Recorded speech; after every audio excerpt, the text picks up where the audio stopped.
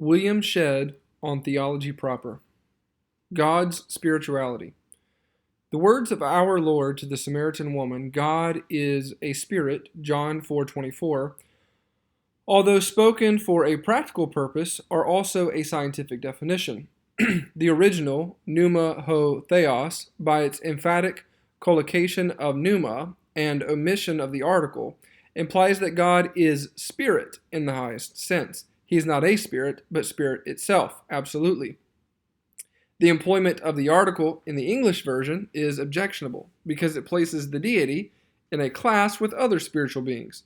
But this is not the thought of Christ, who asserts that no one knows the Father but the Son, Matthew 11:27, thus claiming for himself a knowledge of the deity as the absolute and unconditioned spirit, who is not cognizable by the finite mind in the manner and degree that finite spirit is. Man knows the nature of finite spirit through his own self-consciousness, but he knows that of the infinite spirit only analogically. Hence, some of the characteristics of divine nature cannot be known by a finite intelligence. For example, how God can be independent of the limitations of time and have an eternal mode of consciousness that is without succession, including all events simultaneously in one omniscient intuition, is inscrutable to man because he himself has no such consciousness. The same is true of the omnipresence of God. How he can be all at every point in universal space baffles human comprehension, though it has some light thrown upon it by the fact that the human soul is all at every point in the body. The divine being is of an essence whose spirituality transcends that of all other spirits, human, angelic, or archangelic, even as his immortality transcends that of man or angel. God alone is said to have immortality, 1 Timothy 6, verse 16, because his immortality is a parte ante, as well as a parte post. His immortality is eternity. And in the same manner, when the spirituality of God is compared with that of his rational creatures, it might be said that he alone has spirituality. The transcendent nature of divine spirituality is seen in the fact of its being formless and unembodied. No man has seen God at any time, John 1:18. You saw no similitude, Deuteronomy 4:12. The infinite spirit cannot be so included in a form as not to exist outside of it. The finite spirit can be, and in all its grades is both embodied and limited by the body. That each who sees a separate whole should move his rounds, infusing all, the skirts of self again should fall. Re-emerging in the general soul, is faith as vague as all unsweet, eternal form shall still divide the eternal soul from all beside, and I shall know him when we meet. Tennyson. The seeming exception to this, in the instance of man, between death and the resurrection is not really such. The disembodiment of the spirit is only temporary. The completeness of the person requires the resurrection and reunion of the bodily form. Hence, in order to have communication with his embodied creature, man, the supreme being, assumes a form. With his embodied creature, man, the supreme being, assumes a form, first in the theophanies of the Old Testament, and last in the incarnation of the New. In his own original essence, he is formless, and hence could not have any intercourse with a creature like man, who is conditioned in his perception by the limitations of finite form. For this reason, the Word became flesh and dwelt among us, full of grace and truth, John 1:14. Uniting with a human soul and body, the only begotten Son, who is in the bosom of the Father, he has expounded, and that's exegesado him. In Philippians 2:6, the Trinitarian personality of the Logos is denominated a form of God, morphe theou. This does not mean a visible corporal embodiment, for it describes the Logos before his incarnation. A distinction or mode of divine essence is intended by it. This begotten or filial form of God is purely spiritual and incorporeal, and hence is compelled to assume a corporeal form, namely the form, morphe, of a servant, in order to have society with man. Some have supposed that the incarnation is necessitated not only by man's sin, but by the needs of the angelic world, in order that there may be intercourse between God and the angels. That there is a provision for this latter, and that God manifested himself to the holy and happy angels prior to and irrespective of the incarnation of the Word, is clear from the biblical representations concerning such an intercourse.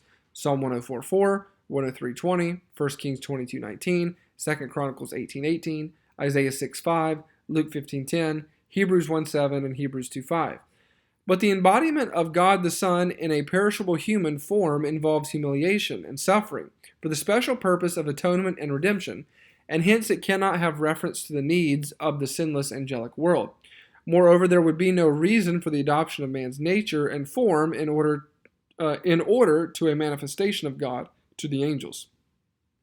While the spiritual essence of God is incorporeal and formless, it is at the same time the most real substance of all. Mere body or form does not add to the reality of an essence, because the form itself derives its characteristics and its reality from the informing Spirit. The things which are seen were not made of things which do appear, Hebrews 11:30. Visibles were not made of visibles, but of invisibles. The phenomenon, consequently, is less real than the noumenon, the visible than the invisible. God's incorporeal and formless being is so intensely and eminently real that all formed and corporeal beings, in comparison, is unreal. All nations before him are as nothing and less than nothing in vanity. Isaiah 40:17. My age is as nothing before you. Psalm 39:5. Before the mountains were brought forth, or ever you had formed the earth and the world, you are God. Psalm 90, verse 2. The more unbodied, says Smith in Nature of God, page 123, the more unbodied anything is, the more unbounded also it is in its effective power. Body and matter being the most sluggish, inert, and unwieldy thing that may be, having no power from itself nor over itself, and therefore the purest mind must needs also be the most almighty, life and spirit. The transcendent reality of the divine essence appears also in the fact that it is a necessary essence. The objective reality cannot even in thought, still less in fact, be separated from this objective idea, as it can be in the instance of contingent and created substance. We can conceive of the non-existence of the created and contingent being of whom we have an idea, but not of the uncreated and necessary being of whom we have an idea. A being that might be a non-entity does not correspond to our idea of a necessary being. A necessary being, consequently, has more being than a contingent being has. He is further from non-entity. God, therefore, is more real than any of his creatures, be they material or immaterial. The infinite spirit is more real than the finite spirit. The finite spirit is more real than the body it inhabits because it can exist without it. While, however, there is this transcendence in the spirituality of God, there is also a resemblance between the infinite and the finite spirit. The invisible, immortal, and intelligent mind of man is like in kind to the divine nature, though infinitely below it in the degree of excellence. What the Arians erroneously asserted respecting the nature of the Son would be true of the nature of man and angels, namely that it is homoousios with God, but not homoousios. Man's spiritual nature resembles that of deity, but it is not identical with it. If the difference between God and man is exaggerated, then the infinite and finite are so separated from one another that religion becomes impossible. God is practically reduced to a non-entity by being placed wholly outside of the sphere of human apprehension. He is so different from his rational creatures that no analogies can be found between them, and nothing can be positively and absolutely affirmed concerning him. From this extreme and error spring deism and agnosticism in theory and Epicureanism in practice. Deism asserts divine existence, but with the fewest attributes possible. Bolingbroke denied that any of the moral attributes may be affirmed of God. Only power and adaptive intelligence, as seen in physical nature, belong to the Supreme Being. This is making the difference between the infinite and finite so great that the religious feelings of adoration, love, faith, and penitence are impossible. Hobbes taught agnosticism, maintaining that God is so totally different from man that he is not only incomprehensible but inconceivable, and not an object of thought. Cudworth, in opposition, maintained that God is conceivable but not comprehensible, or in modern phrase, is apprehensible but not comprehensible. Although God is an inscrutable mystery, he is yet an object of thought, says Conybeare on Scripture Mysteries.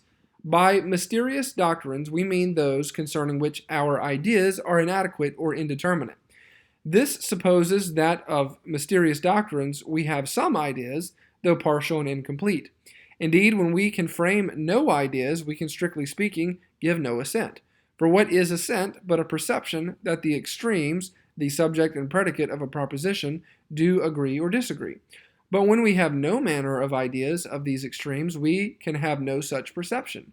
And as no combination of terms actually, without significance, can make a real proposition, so no combination of terms to us perfectly unintelligible can, with respect to us, be accounted a proposition. We maintain, therefore, that we have some ideas even of mysterious doctrines.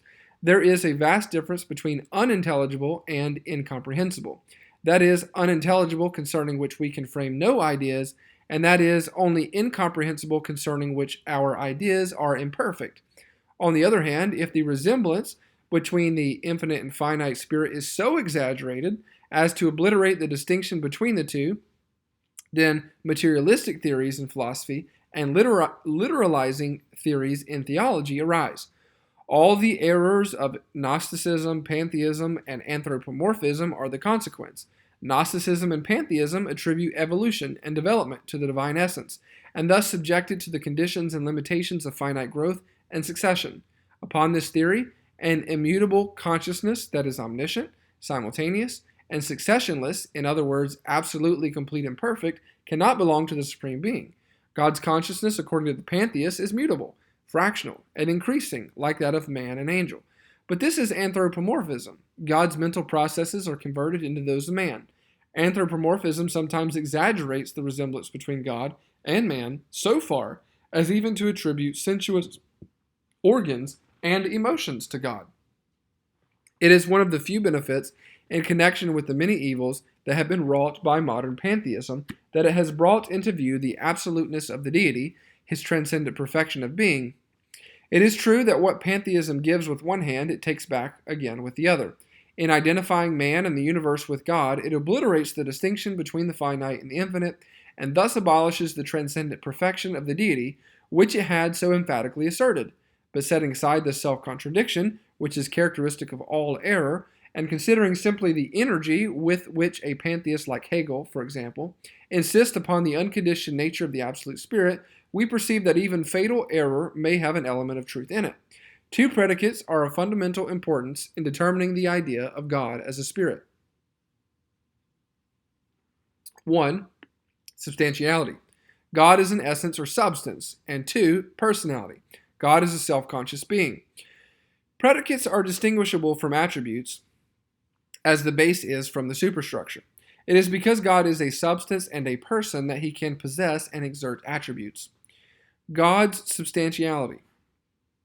In the first place, the idea of God as a spirit implies that of substance or essence, because that which has no substance of any kind is a non-entity.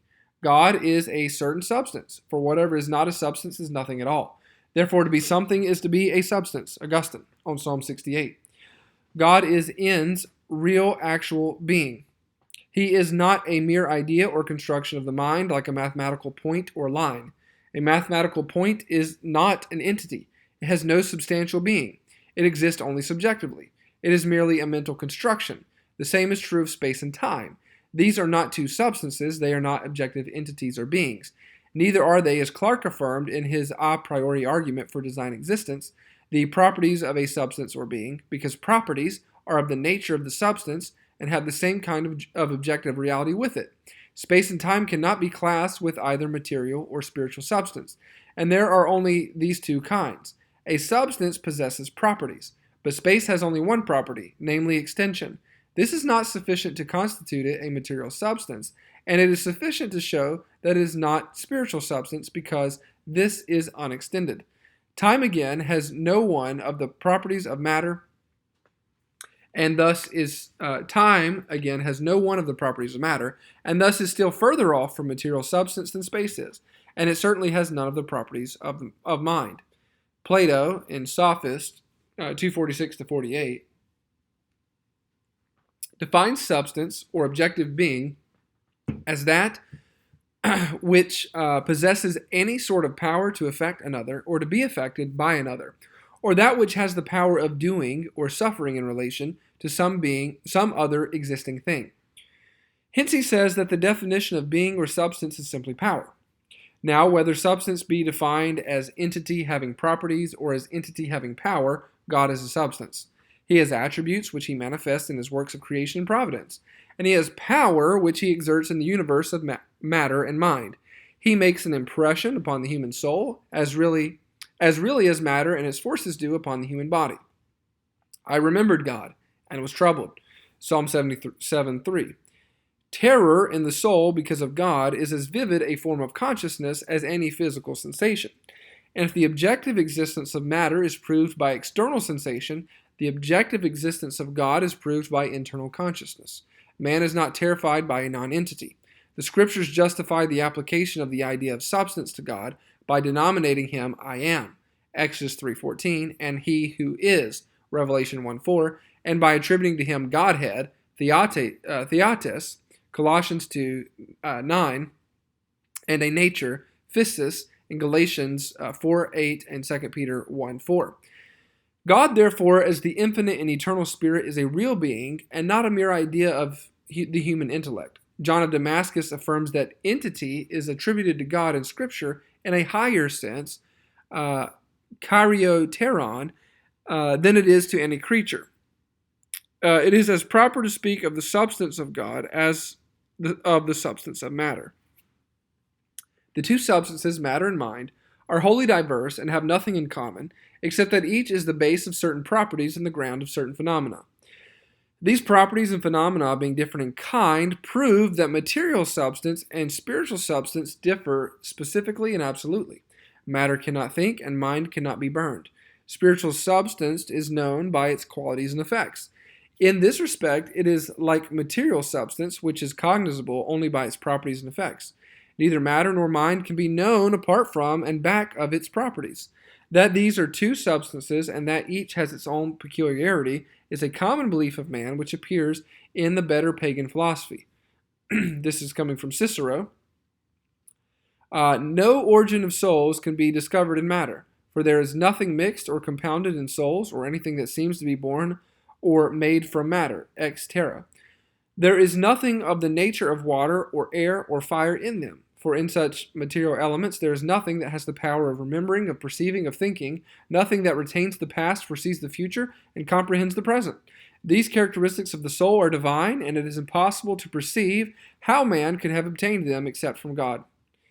Cicero cites this doctrine as Aristotle's, and mentions with it Aristotle's opinion that since mind, as distinguished from matter, has these divine qualities, it must be eternal. Spiritual substance in the instance of the infinite being is not connected with a body or a form in which it dwells. God as spirit is without body, parts, or passions. Westminster Confession 2:1. He does not occupy space, but spiritual substance in the instance of finite being is embodied. Both man and angel have form and are related to space. Yet it must be noticed that even in the case of man, mind is independent of matter. The soul may exist consciously in separation from the body. It does so exist between death and the resurrection. The spirit returns to God who gave it. Ecclesiastes 12:7. In dreams, there is consciousness without the use of the senses. In this case, the mind is the sole efficient. St. Paul's vision of the third heavens was independent of the body because he could not determine whether he was embodied or disembodied. 2 Corinthians 12:2-3. The truth that God is a substance or essence is important. First, in contradiction to that form of pantheism which defines him as the absolute idea. An idea is not a being. It is not an objective entity, but a notion of the human mind. If God has no reality other than that of an idea, he is not real in the sense of a being or an essence that can affect other beings or essences. The theorist of this class would relieve the difficulty by saying that the absolute idea gets essentiality or reality by positing itself in the world or the finite. But this is to say that the finite or the world is the true essence of God, and that apart from the world, God is not an entity. Second, the truth that God is a substance is important in contradiction to the view that makes him to be the mere order of the universe or a power that makes for righteousness. This too is not a substance. Third, the truth that God possesses essential being is important in reference to that hyper-spirituality which transforms him into a mere influence or energy, a stream or of tendency pervading the universe, having no constitutional being and no foundation for natural and moral attributes. The primitive church was troubled with this false spiritualism in the Gnostic speculations, which led Tertullian to contend that God possesses body.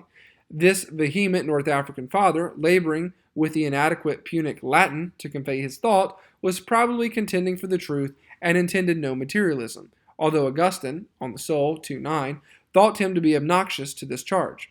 Interpreted by what he says elsewhere, we think that Tertullian only meant to assert that God, though a spirit, is a substance or essence, and employed the word corpus to designate this.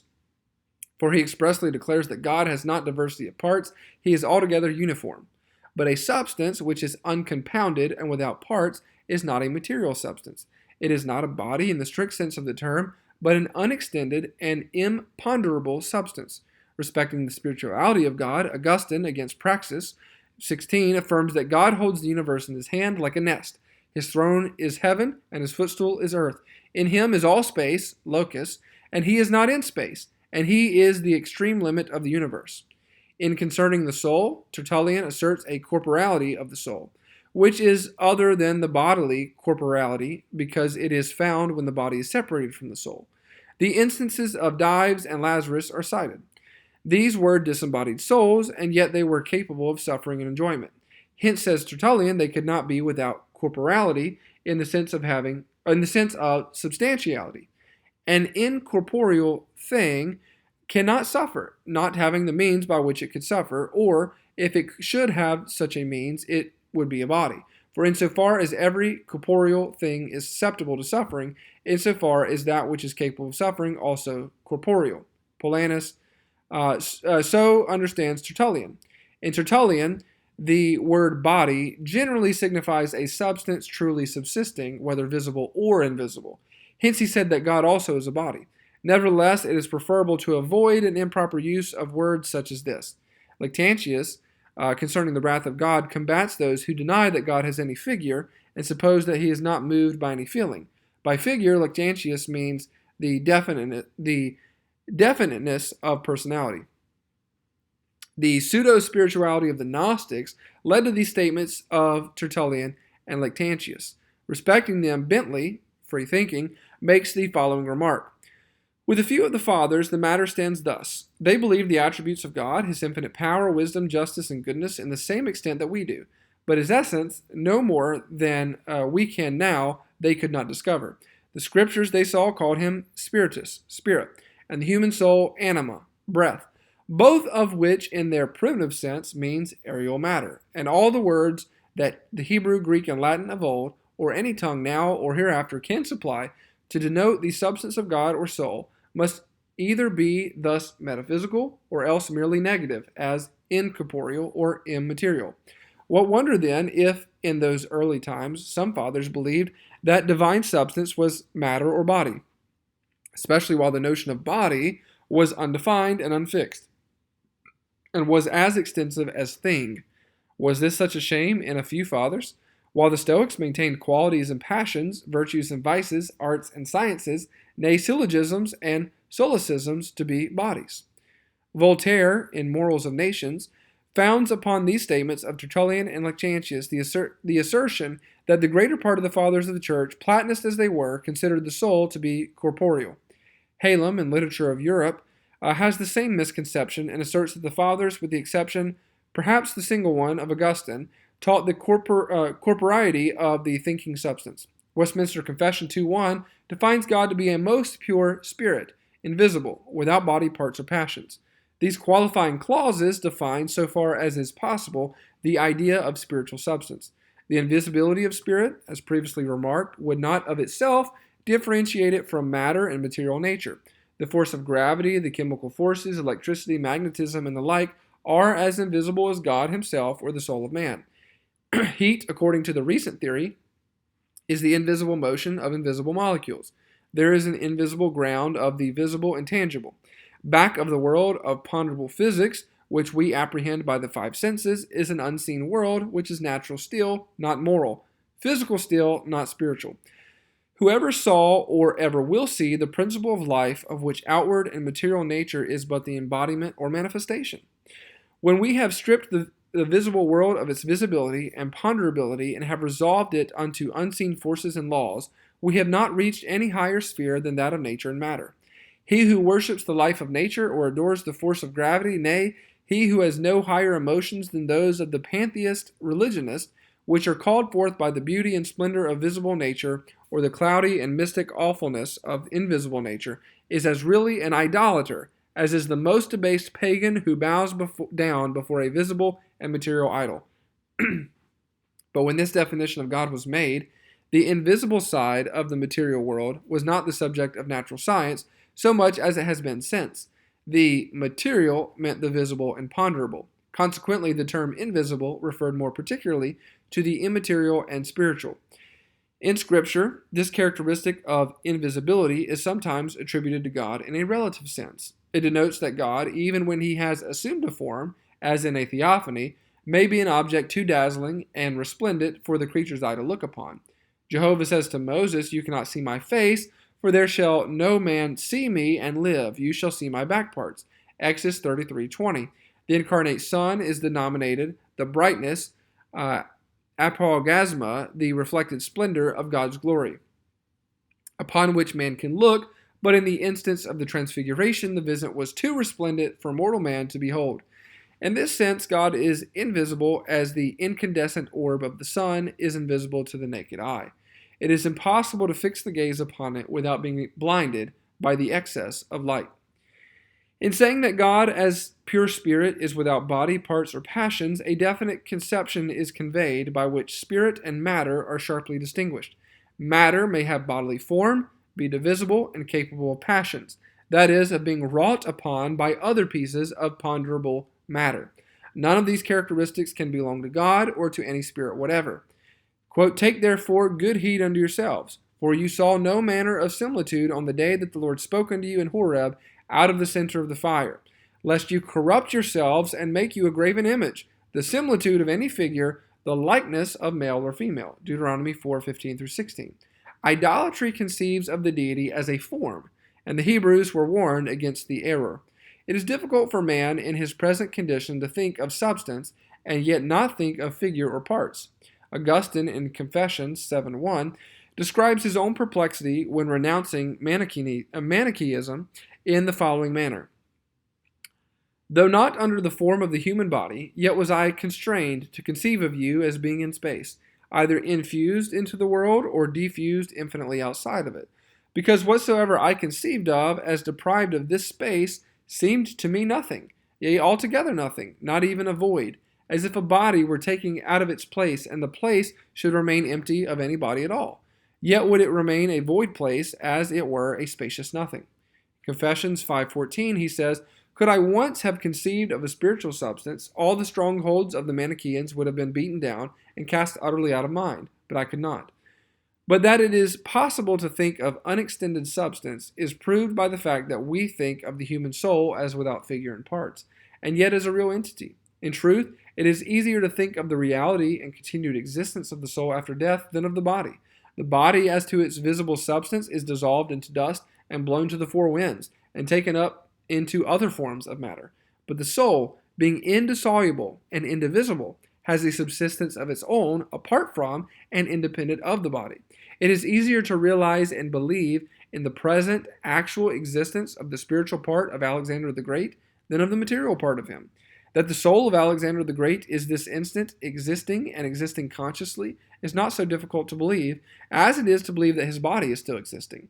It is easier to answer this question, where is the soul of a man who died 1,000 years ago, than to answer the question, where is the body of a man who died 1,000 years ago.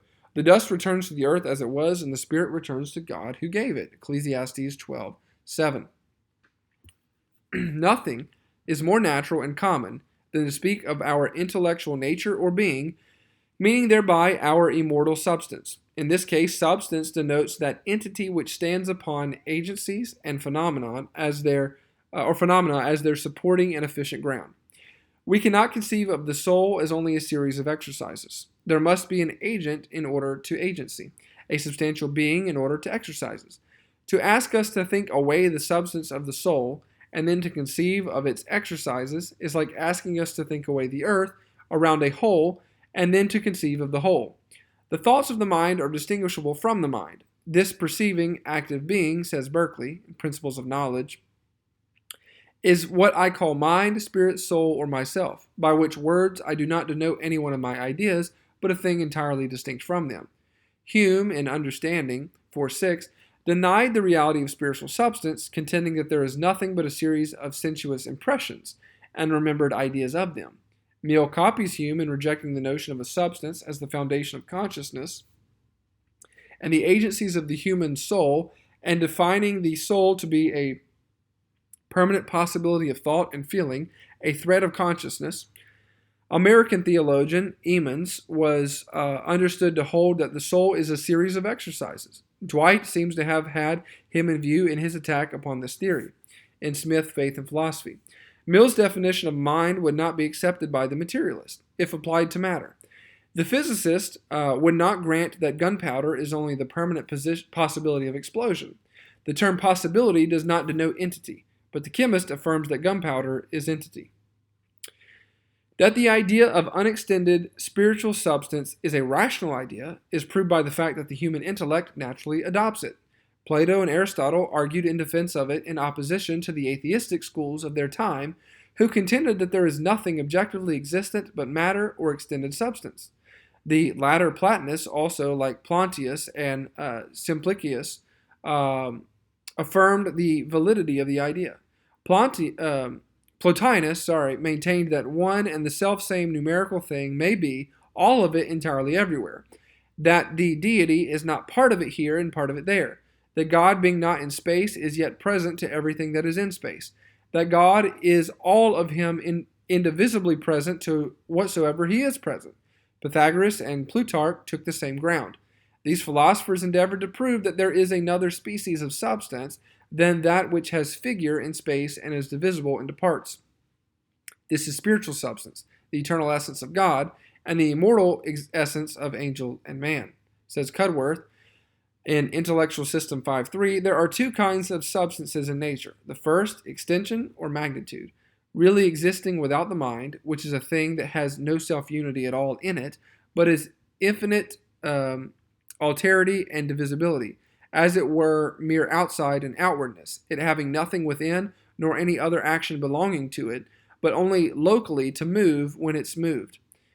The second, life and mind, or the self-active cognitive nature, an inside being whose action is not local motion, but an internal energy, within the substance or essence of the thinker himself, or in the inside of him.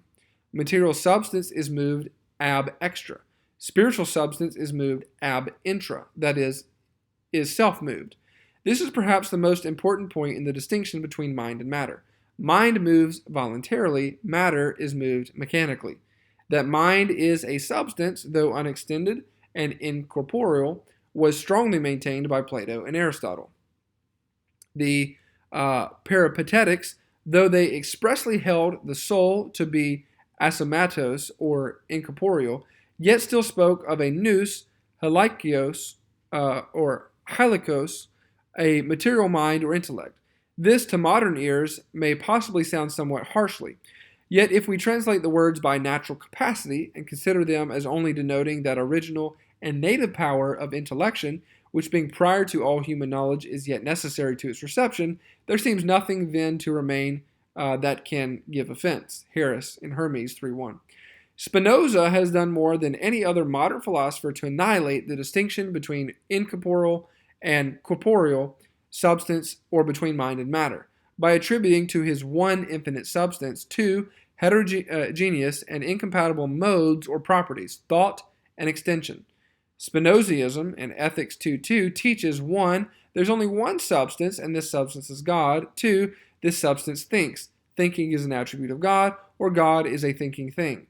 And 3. This substance is extended. Extension is an attribute of God, or God is an extended thing. But these two modes of Spinoza's one substance exclude each other. If one and the same substance is extended in space and is also a thinking substance, it follows that matter thinks. To say that matter thinks is materialism, in the same way that to say that matter is God is atheism. This theory is revived in the recent attempt to explain thought by the molecular motion in the brain. Plato in Sophist 246 describes the conflict going on in his day respecting the definition of substance, or ousia. Some of them are dragging down all things from heaven and from the unseen to earth, and seem determined to grasp in their hands rocks and oaks. Of these they lay hold and are obstinate in maintaining that only the things which can be touched and handled have being or essence, because they define being and body as one. And if anyone says that what is not a body exists, they altogether despise him and will hear of nothing but body. And that is the reason why their opponents cautiously defend themselves from above, out of an unseen world, mightily contending that the true essence consists of certain intelligible and incorporeal ideas, the bodies of the materialist, which are maintained by them to be the very truth. They break up into little bits by their arguments and affirm them to be generation and not essence. O Theodotus, there is an endless war which is always raging between these two armies on this ground. The quantity of unextended and invisible substance is greater than of extended and visible substance. 1. God is unextended substance, and his immensity is vaster than that of the whole finite universe. And 2. The unextended and invisible part of the finite universe is larger in amount than the ponderable, extended, and visible part of it, namely, A. the spirits of men and angels, B. invisible atoms or molecules, C. the invisible forces of nature. These constitute a sum total of existence that is greater and more important than the whole visibility that clothes them. The unseen universe is vaster than the seen. A man's soul is greater than his body. The invisible force of gravity is greater than all its visible effects. The invisible force of cohesion is the cause of all the visibility and ponderability of matter. Without it, there would be no extended and ponderable substance, for the atoms or molecules, apart from its attraction, would be infinitely separated and scattered. In defining God to be a most pure spirit without passions, it must be remembered that the term passion is used etymologically. It is derived from patior, to suffer. Passion implies passivity. It is the effect of an impression from without. The effervescence of an alkali under an acid illustrates the meaning of the term. One substance in nature works upon another by virtue of a correlation and correspondence that is fixed. The one in reference to the other is passive and helpless. Ascending higher, passion is sentient existence, as in man or brute, arises from the impression upon a physical nature of the physical object that is correlated to it. Passion in man or brute is the working of mere appetite. In this sense, St. Paul speaks of the motions or passions, pathemata, of sins which are in the members. Romans 7:5, Galatians 5:24. Locke, Essay 2:21-4, distinguishes between active and passive power. From body, we have no idea of the beginning of motion. A body at rest affords us no idea of active power to move, and when it is set in motion itself, that motion is rather a passion than an action. For when the ball obeys the stroke of the billiard stick, it is not any action of the ball, but bare passion. Passion, in the Westminster definition, is the same as Locke's passive power. God has no passions. He stands in no passive and organic relations to that which is not himself. He cannot be wrought upon and impressed by the universe of matter and mind, which he has created from nothing. Creatures are passively correlated to each other and are made to be affected by other creatures. But the Creator is self-subsistent and independent of creation, so that he is not passively correlated to anything external to himself. God, says Aquinas, has absolute, not merely relative existence like a creature. The essence of relation, and this is quoting, the essence of relation is to be situated with respect to another. If, therefore, relation is the divine essence itself, it follows that the essence of divine essence is to be situated with respect to another. But this is incompatible with the perfection of the divine essence, which is completely absolute and subsists through itself. Summa 118. Men and angels are put into a certain relation to the world which they inhabit, and there is action and reaction between them and the external universe. This does not apply to God. He is not operated upon and moved from the outside, but all his activity is self-determined. All the movement in divine essence is internal and ab intra. Even when God is complacent toward a creature's holiness and displacent toward a creature's sin, this is not the same as a passive impression upon a sensuous organism from an outward sensible object, eliciting temporarily a sensation that previously was unfelt. Sin and holiness are not substances, and God's love and wrath are self-moved and unceasing energies of divine nature. He is voluntarily and eternally complacent toward good and displacent toward evil. The forces of nature do not make an impression upon divine essence. There's no organic action and reaction between the created universe of mind and matter and the eternal being of God. In God, says Newton, all things are contained and move, but without mutual passion. God is not acted upon by the motions of bodies, and they suffer no resistance from the omnipresence of God. End quote. Passions are liable to be excessive, not being self-determined, but determined ab extra. Their intensity depends upon what is outward. God has no passionate or exorbitant emotions. The doctrine that God has passions would imply that there is an organic unity between him and the universe with action and reaction. But two such different beings as God and material nature, or God and man, cannot constitute one organic system of existence. In an organism, one part is as old as another, and as necessary as another. Organs are contemporaneous, having the same common nature and origin, and developing simultaneously. This cannot be true of the infinite and finite spirit, and still less of the infinite spirit and matter. It is important to remember this signification of the term passion and the intention in employing it. Sometimes it has been understood to be synonymous with feeling or emotion, and the erroneous and demoralizing inference has been drawn that divine nature is destitute of feeling altogether. God, says Spinoza in Ethics 5:17 through 19, is free from all passions. He is not affected with joy and sadness or with love and hatred. No one can hate God, and he who loves God cannot endeavor to cause God to love him, because God can neither love nor hate. End quote. Spinoza assumes that love and hatred involve alternations of happiness and misery in the being who has such emotions. Consequently, God cannot have either love or hatred. Similarly, Hartman, Christianity in Crisis, page 41, remarks that quote, the love of God is an anthropopathic conception of entirely the same order with the personalness of God. It stands and falls with this and is just as unnecessary to the religious consciousness from a pantheistic standpoint as these. End quote.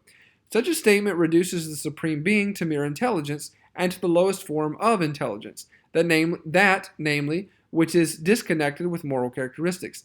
It denudes God of those emotional qualities that necessarily enter into personality and are requisite in order to love, worship, and obedience upon the part of the creature. But the error could not logically stop here. The intelligence of the deity could not long survive his moral feeling. If he is conceived to have the power of perceiving sin, for example, but no power of feeling displeasure toward it, such a weak and inefficient perception would be unworthy of notice, and would soon be theoretically as well as practically denied. A theory that begins with affirming absolute indifference in God and denying that he either loves the good or hates the evil must end ultimately in rejecting all moral attributes and reducing him to blind force. It could not even concede happiness to the deity because this is a species of feeling, says Howe in Redeemer's Tears.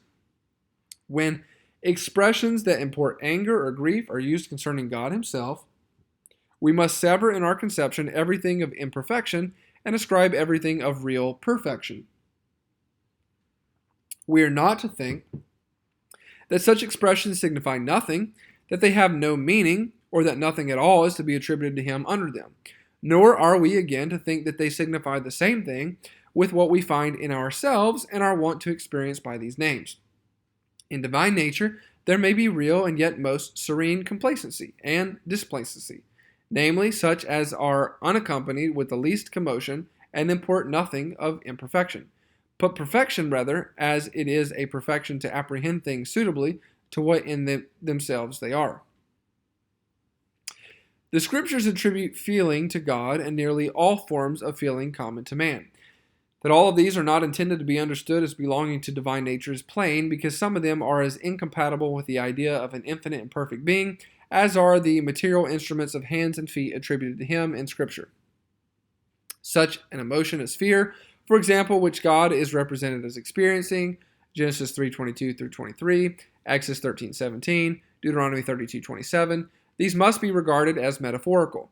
The same is true of jealousy, Deuteronomy 32:21, and of grieving and repenting, Genesis 6:6 through 7, Psalm 95:10, and Jeremiah 15:6. The criterion for determining which form of feeling is literally and which is metaphorically attributable to God is divine blessedness. God cannot be the subject of any emotion that is intrinsically and necessarily an unhappy one.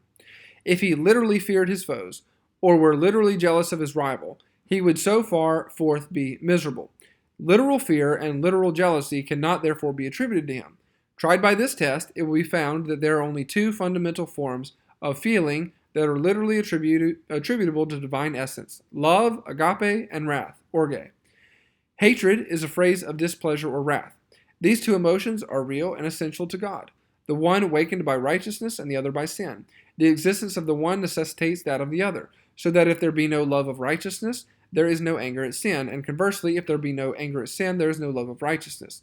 He who loves the good, says Lactantius concerning wrath, page 5, by this very fact hates the evil. And he who does not hate the evil does not love the good, because the love of goodness issues directly out of the hatred of evil, and the hatred of evil issues directly out of the love of goodness. No one can love life without abhorring death, and no one can have an appetency for light without an antipathy to darkness. The necessary coexistence of these opposite feelings toward moral contraries, like righteousness and sin, is continually taught in Scripture. All they that hate me love death, Proverbs 8:36, and you that love the Lord hate evil, Psalm 97 and verse 10. Complacency toward righteousness and displacency toward sin are not contraries, but opposites or antitheses. They are the action of one and the same moral attribute, namely holiness, toward the two contraries, right and wrong. Consequently, they are homogeneous feelings. Divine wrath is divine holiness in one phase or mode of it, and divine love is the same divine holiness in another phase or mode of it. One involves and supposes the other.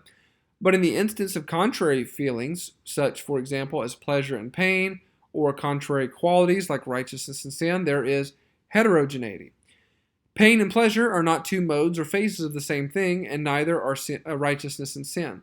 These are not opposite antitheses which involve and imply each other. Each exists alone without the other. The one excludes the other instead of supposing the other. The relation of opposites or antitheses is that of polarity. Moral love and moral wrath are like the two poles, north and south, of the same magnet, or the two manifestations, positive and negative, of the same electricity. Boreal magnetism is as really magnetism as austral, and positive electricity is as really electricity as negative. So also moral wrath is as truly holiness as moral love. He who loves you, says Augustine, whither goes or flees he, but from you pleased to you displeased.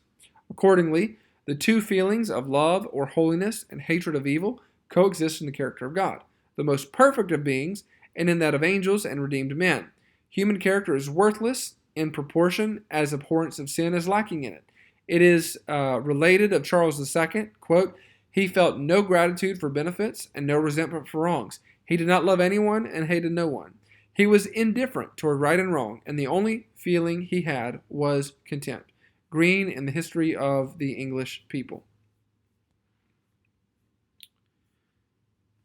These emotions of love and wrath are compatible with divine blessedness. To love righteousness is confessedly blessedness itself. To be displeased with and hate wickedness at first sight would seem to introduce commotion and unhappiness into the divine mind. But this is because it is confounded with the passion of anger and hatred in the depraved human heart. This is an unlawful feeling. A man has no right to hate his fellow or to be angry with him with this species of wrath. He is forbidden by the moral law to exercise such an emotion. It is the illegitimateness of the feeling that makes it a wretched one. But any emotion that is permitted, and still more that is commanded by the moral law, cannot cause mental distress. To suppose this is to suppose that morality and misery are inseparably connected, and that to feel rightly and righteously is to be miserable. There is a kind of wrath in the human soul that resembles the wrath of God and constitutes its true analog. It is the wrath of the human conscience, which is wholly different from that of the human heart. This kind of anger is commanded in the injunction, be angry and sin not, Ephesians 4:26. Were this species of moral displacency more often considered, and divine anger illustrated by it, there would be less of the common and unthinking opposition to the doctrine of divine wrath. That this species of moral displeasure is compatible with blessedness is plain from an examination of the nature of happiness. Aristotle, in Ethics 10:4, defines happiness or pleasurable emotion to be the coincidence and harmony between a feeling and its correlative object. Bishop Butler gives the same definition substantially in his remark that pleasure arises from a faculty's having its proper object. When the feeling of hunger, for illustration, is met by food, two things are brought into contact that are intended for each other, and the consequence is a pleasurable sensation.